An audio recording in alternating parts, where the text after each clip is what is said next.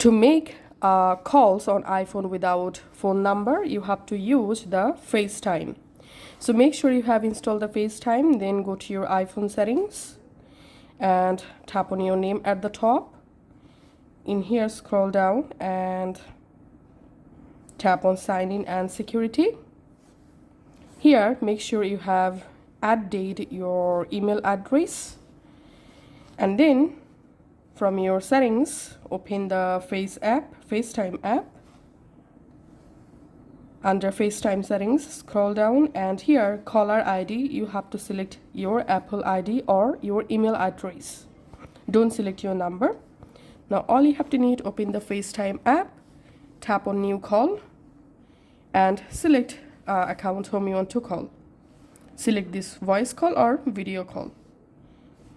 And we can see FaceTime call started, and that's how you can actually call someone without our phone number using FaceTime. So make sure your iPhone is connected with the internet.